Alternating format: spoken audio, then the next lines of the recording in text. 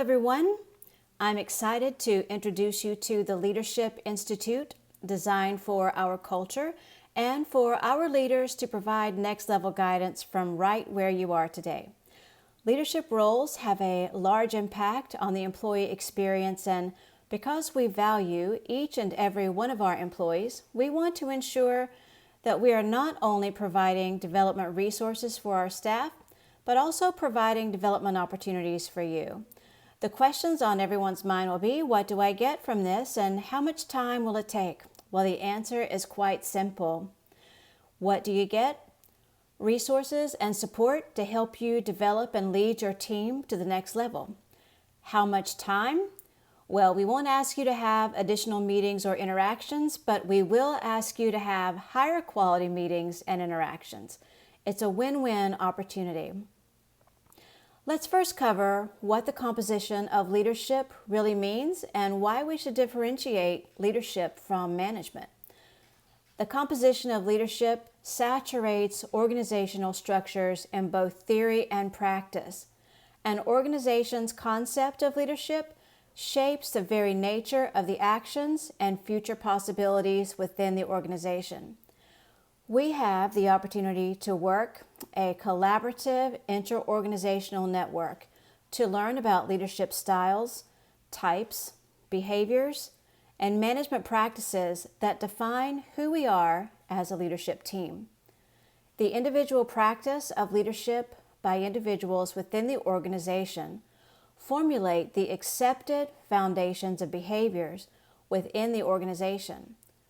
Variant forms of controls, directions, and precedents can become so ingrained and accepted that they become the pillars that make up the culture of the organization and influence those who work within it. Understanding the phenomenon of leadership not only to improve the practice, but understanding the phenomenon of leadership as organizational culture driver, leadership as a joint motivational network, and leadership as a shared development process. In leadership, we influence. We create a social reality that can have far-reaching consequences with both poor and positive outcomes. Before we embark on this journey together, let's review how concepts of management and concepts of leadership differ, yet create the composition that drives management theory and ideology that shape organizational practices and the reality within which we all work. Let's begin with deconstructing leadership and management. So deconstructing the practice of leadership and management requires defining the unique characteristics of each role. Charismatic future thinkers or organizational taskmasters both play an integral role in the composition of organizational culture that defines how an organization performs. Just how significant is the difference between managers and leaders? Or is it really just a question of style preference? What's the impact in the overall culture of the organization? We'll look at how leadership and management differ, how they are interrelated, and how they are similar, and why they are important in the workplace. We want to consider the individual-centered leadership as well as leadership and management as a collective group, and how it shapes the culture in which we work and lead. So leadership and management are also interchangeable. And because leadership and management are often used interchangeably within the organization, differentiation of specific traits that are unique to management or leadership can be helpful. Managers will have a strong focus on well-planned rationale for the teams in order to exercise control over the course of events. Managers tend to be great problem solvers, and organizations have the need to regulate and control processes. Organizations also have the need to motivate, guide, and coach employees. Leaders can motivate and inspire, but may not have an interest in that direct level of control over tasks. Leaders are not managing processes in play today like managers would be. Leaders are looking around the next corner anticipating what is coming next and what might be needed for that. Leaders will be planning to take ahead and look at those future opportunities.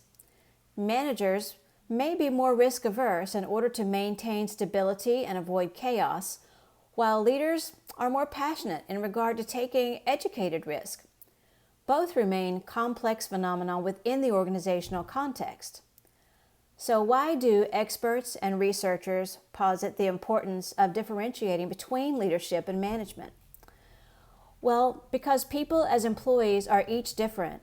What feels like micromanagement to someone who is an expert in their respective process would feel like well-needed direction to someone who's just starting out and learning the process.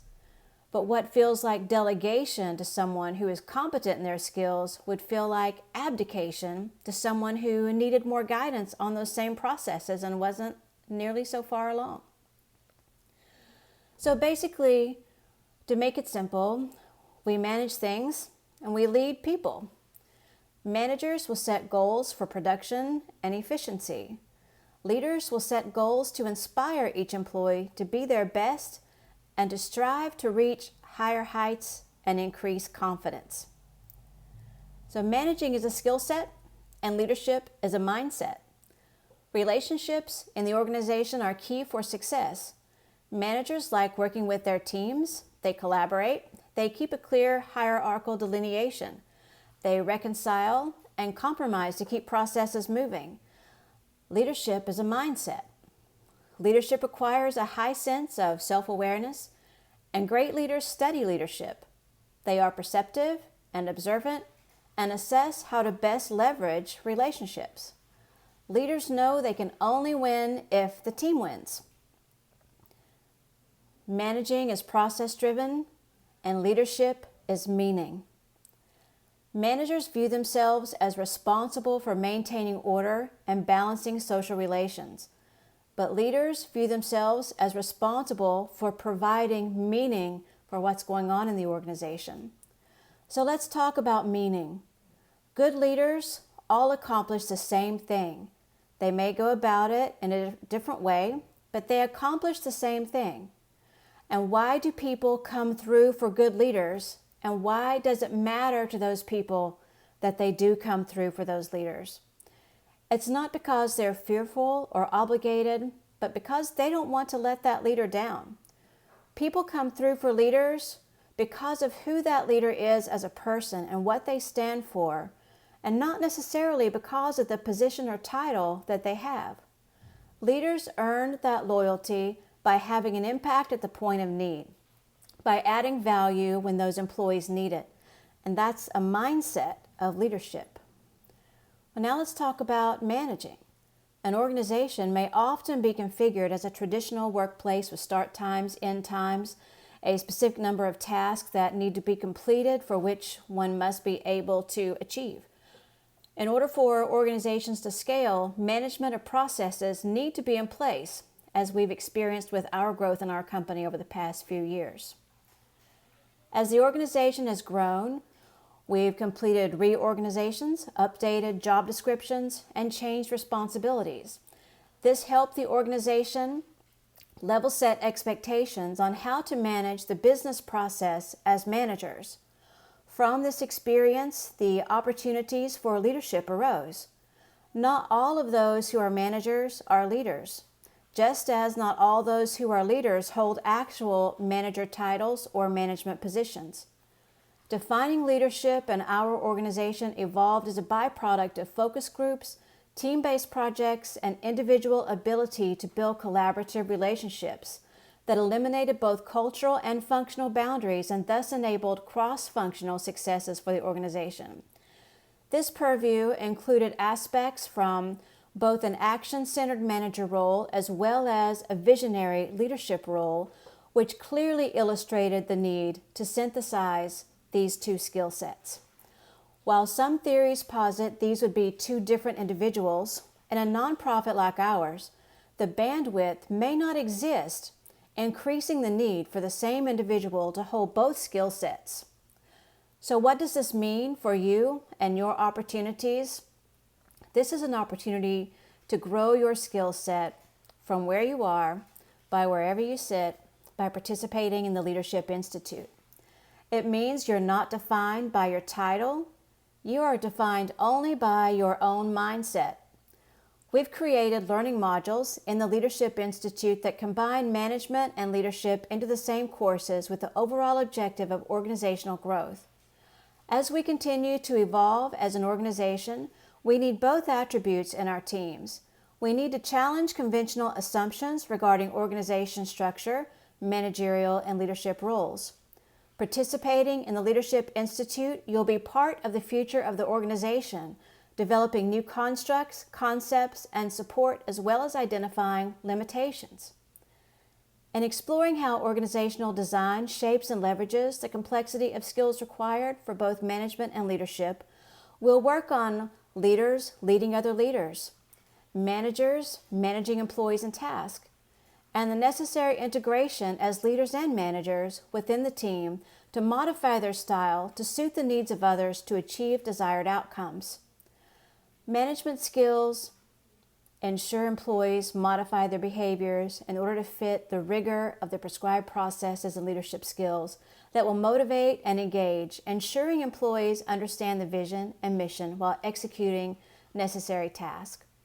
As you ponder your opportunity to practice and participate in the Leadership Institute, think about a leader in your life who inspired you to go above and beyond the call of duty for them.